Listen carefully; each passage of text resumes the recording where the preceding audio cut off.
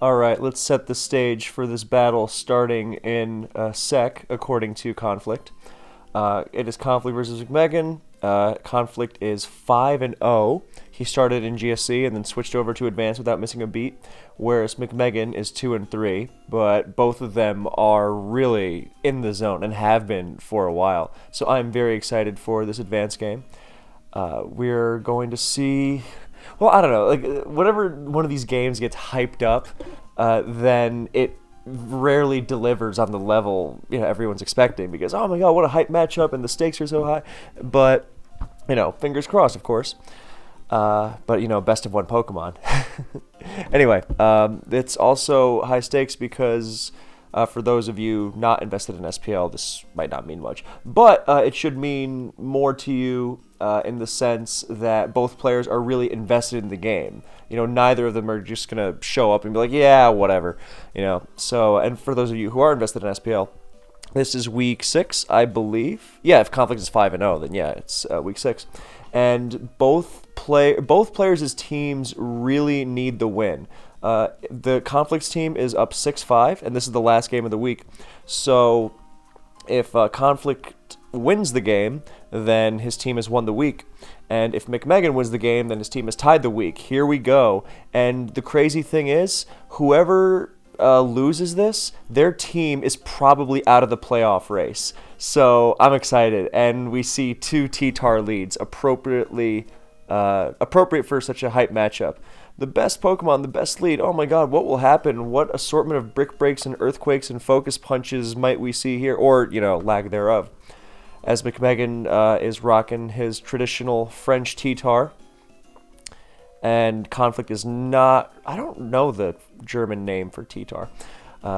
It feels so good to not, overanalyze the 2 T-Tar lead matchup for the millionth time.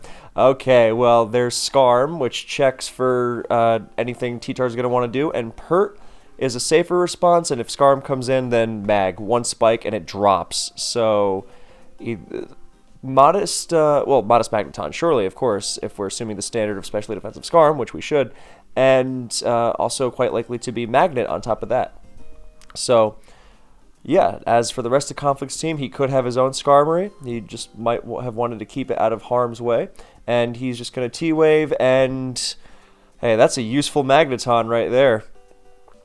Getting rid of Scarm and T-Waving the T-Tar, that's big. Because he did not know what T-Tar set that was just yet. I mean, it could have... I don't know how I feel about that T-Wave, because it could have very well been a Lum Mixtar lead. And... from that point of view, you'd be better off T-Bolting, because no matter what T-Tar it is, it will not appreciate T-Bolt. Even if you don't want to switch into T-Tar with the Spike Up, which, I understand the hesitation, because Magneton's not that useful, so why preserve Magneton and take more damage on one of your more valuable Pokemon, right? But at the same time, I think the damage would be helpful, because if that was a Lum T-Tar, nice Toxic on that switch, because now he knows it's going to be a physical T-Tar of some kind, not going to want to stay in and take HP Grass, so he Toxics and hits Celebi. Very nice.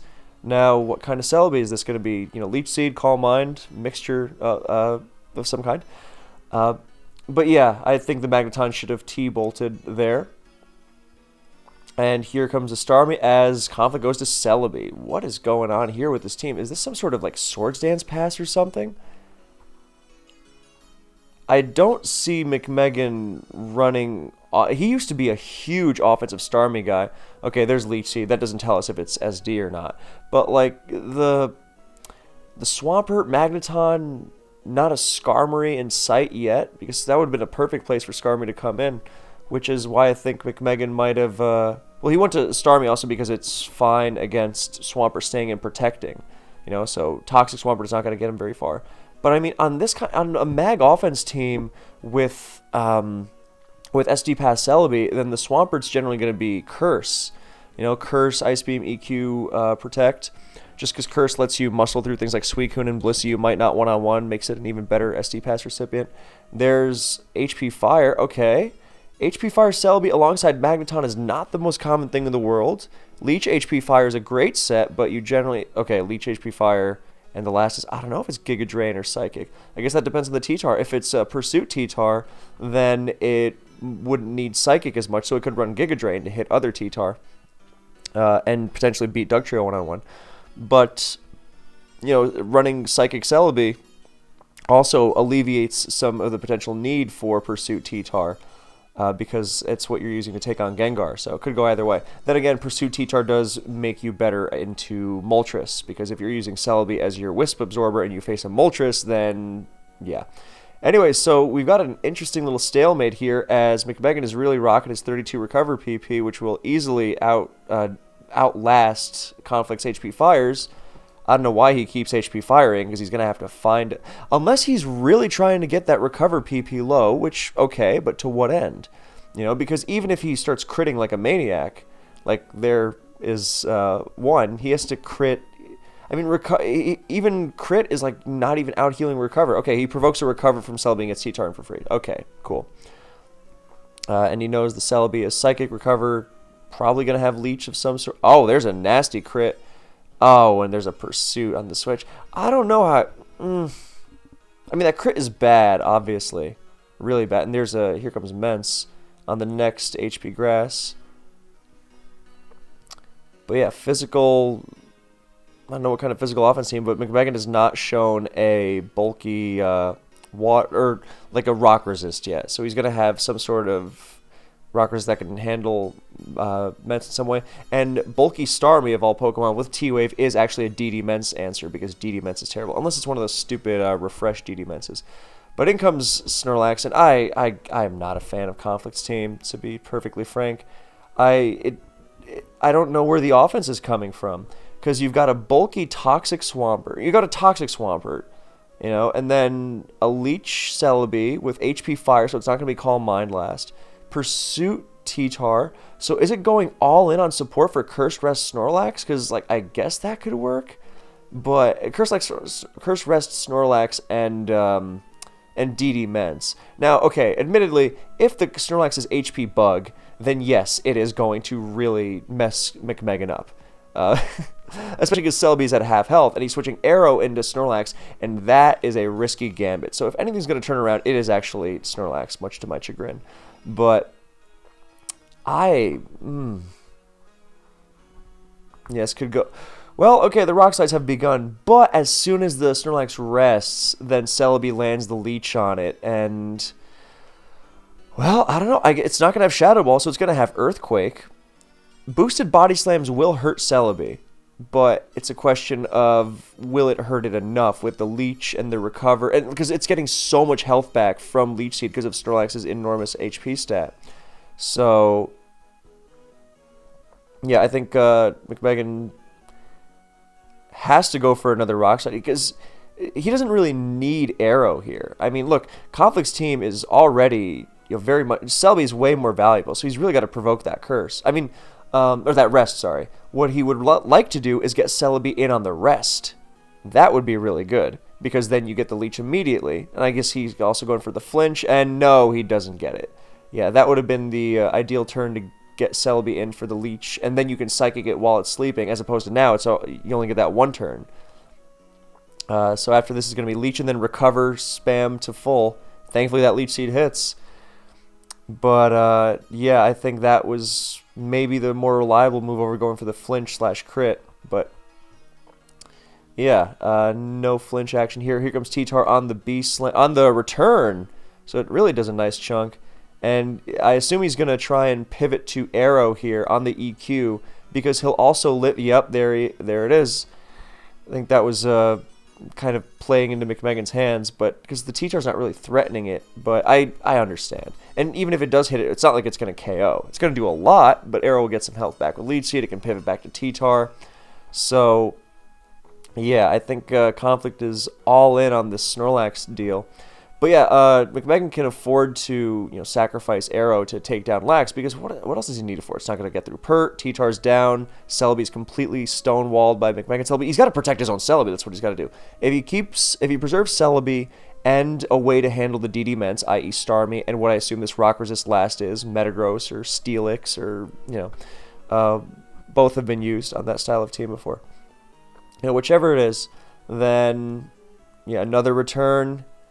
Doing heavy damage, but T-Tar's getting a lot back, so it's not quite at the point where you can just spam return and KO everything. Oh, he goes for the rock slide because and there's a flinch. Ooh. Yeah, I mean the paralyzed T-Tar, it's paralyzed T-Tar, but Snorlax after so many curses is even slower, hilariously. But yeah, you can't rely on that flinch thing because I mean, do you go to Celebi here? Do you go to Celebi and then I mean, like Celebi was being preserved for the sake of the Snorlax and like potentially outstalling it and psychicking it while it's sleeping, hitting it decently, going for drops, special defense drops. But you don't. Oh, nice. Yeah. Okay. So this is. Okay. Well, the threat has been neutralized because Snorlax is truly terrible. Yeah. I don't know. So Conflict's team is very. It doesn't generate enough offense, and I don't think it doesn't slow the game down enough. Because like this whole Snorlax deal, like facing Leech Seed and Sand, okay, that's one thing, but if it's not gonna do enough because of spikes, you know, now the Snorlax it was focus punched on the rest turn. It is out of commission. It is worthless. You know, the only way it gets out of this at all is if McMegan full paras a million times. No, and then his only real win condition after. I guess no, I take it back. The Celebi is needed to help deal with conflict Celebi. So, but if Arrow is still alive, you know, like it's either Arrow or Celebi. So, yeah, as long as he doesn't throw away his whole team. I mean, it's fine to lose one of them to deal with the Lax, but now it looks like he's going to keep both, so even less of a chance. There is another focus punch, and it does even more, so down goes Lax, and T-Char's at full health because of Leech Seed. God, Snorlax such a terrible... And yeah, Conflict can't do anything now. Like, DD Ments, I mean, oh, what are you going to do? Hit the Starmie for less than half and then run away as it recovers back up to full, and then the Ments has made no progress whatsoever? I mean, it's really heavily dependent on Pursuit T-Tar, which is not necessarily a bad thing, but... I mean, yeah, that crit bit and everything, but it got parried anyway, so, like... It pursued it anyway, so it was losing it at 1-on-1. Okay, that was a nice move. That was very, yeah. So but the thing is, it's not going to be enough because there's still going to be that last Pokemon, the Rock Resist, on McMegan's side. You know, maybe it's Donphan. I would love to see Donphan.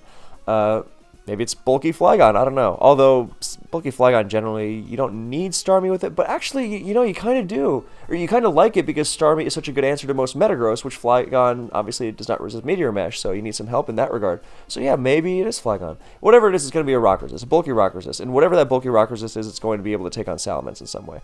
So here comes Arrow to not go to McMegan's damaged Celebi and risk any HP Fire shenanigans, and instead, I think he's just going to fire off double edges. And even Swampert, even with max defense, is not going to love switching into it. So, yeah, that Rockers is going to deal with it in some way. Even if it's bulky Metagross, let's say. And it can only live 1+1 EQ, and it goes right for the boom. There's the HP bug, as I assume he's now going to try and set up the DD Mens. But it's still a real Hail Mary. It's still a prayer. Because, yeah, and there's Metagross. Because he's going to blow up. And then, yeah, I mean, even if he avoided that KO, even if he like set up the Ments without, he's just gonna have to go for an EQ crit, I guess. Even if he set up the Ments with still Celebi and Swampert left, right? That was the scenario I was imagining, where you force the meta to boom, right? And then you still have to get the DD off safely somehow. And I don't know that you can do that because, let's say Swampert gets sacrificed, well, then you just plop Starmie in front of whatever you face. And I guess theoretically the Ments could, if you prevented Starmie from recovering and got the DD. But actually, you know what? No, it's even less reliable than that because unless that Salamence has Brick Break, and if it has Brick Break, it's completely walled by Metagross, so it doesn't even matter. But unless that, well, in the scenario where Metagross booms, I guess. But unless it has Brick Break, it won't even KO max HP T-Tar from full health. And I guess, yes, full para, Rock Slide, miss, odds. But it's still far from sealed. So yeah, let's say you provoke the meta into blowing up on Salamence, and then you went to Celebi to ensure that Salamence could try and get a DD on something that isn't Starmie, because Ments needs the DD. Starmie will T-Wave it. Everything else it can deal with. Arrow, it lives a -1 slide. Celebi, obviously, it can, you know, leech, and T-Tar it can set up in front of. I mean, you know, forgiving the fact that T-Tar won't actually be KO'd back by EQ. But yeah, you would go to Celebi and try to provoke McMegan into going to something else. And in that scenario as McMegan, I kind of don't know off the top of my head what the best move for you to make would be. I think it would be, because Celebi is so clearly coming out, it might just be a matter of stalling out 7 Giga Drains. I don't know. But yeah, that was a very nice move. The Conflict HP flying the Starmie into range, and then the Spike Sack with T-Tar. But yeah, I think this team is just flawed, and that's really the driving factor here. That you're making all these outplay attempts, which is admirable and what you should be doing, of course. But the team just does not have the tools to make the most of you outplaying. Like if you need an extreme version of this concept, you could outplay your opponent every single turn with a UU team against an Uber team, but by the virtue of the fact you're using UUs against Ubers, you would still probably not be in great shape. So yeah, there's only so much you can do to withstand Choice Band Deoxys attack. Who would have thought? Anyway, Conflict really exhausting that timer from full. It was at, well, no, both players used their timer pretty nicely in this one, which I'm happy to see. But yeah, I think this thought should have been before you let the Celebi go down, because this whole Metagross boom scenario is a lot better if you can provoke that DD on Mets. But you also have to prevent Starmie from getting the recover, which is kind of tough. Yeah, and it's not super easy either way. He's going to Rock Slide it into EQ range? Oh my god. Okay, and the funny thing is, McMegan doesn't necessarily want to protect, because there's no earthly way Conflict DDs, right? That would be ridiculous, because I don't think even Earthquake from this range isn't going to come close to KOing a bulky Metagross. So I don't really know what the purpose of that Rock Slide was, unless he's planning on flinching it multiple times. And I mean, hey, I'm no mathematician, so maybe the odds are flinch it several times. But hey, he got the flinch, so I assume he would have clicked it again the second time if his plan was to just flinch it out. Because now it's like, is he figuring it out again? Like, I guess, okay, in fairness, he could be calcing just how bulky that Metagross is by taking 16 from Rock Slide. But yeah, I think, I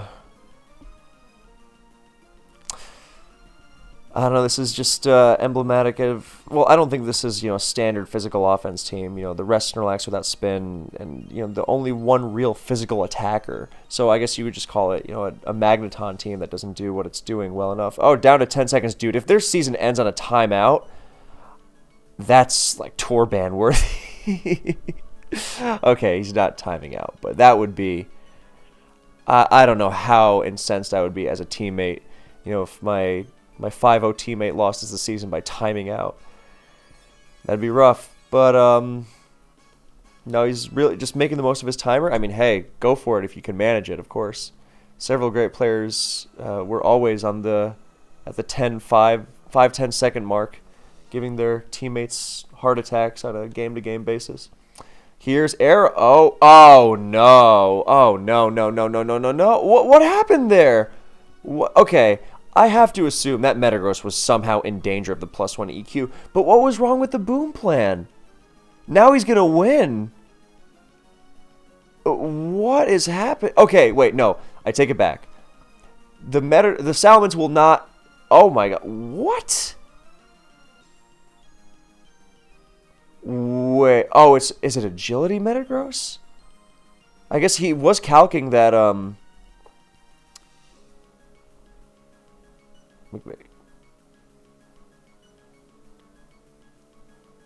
What was happening there? Oh, I don't know. That...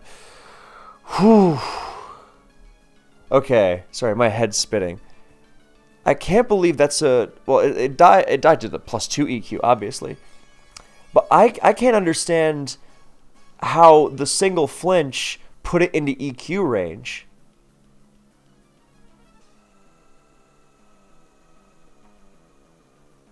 What? So I don't know what was wrong with... There must be something I'm missing, because McMegan clear... Okay, let's think this through. So from where I'm sitting, in an armchair, I'm armchairing, so keep that with a grain of salt. I am not under the pressure of the of the situation and the timer and all that. It looked like nothing changed there because I don't think Metagross gets KO'd by that +1 EQ from 90%. Right? Surely not. It's on that team. Even if it's I guess... Okay, I guess it changes if it is an agility Metagross that isn't bulky enough to withstand it from anything less than 100%. Let's, no GG from Conflict. What is going on?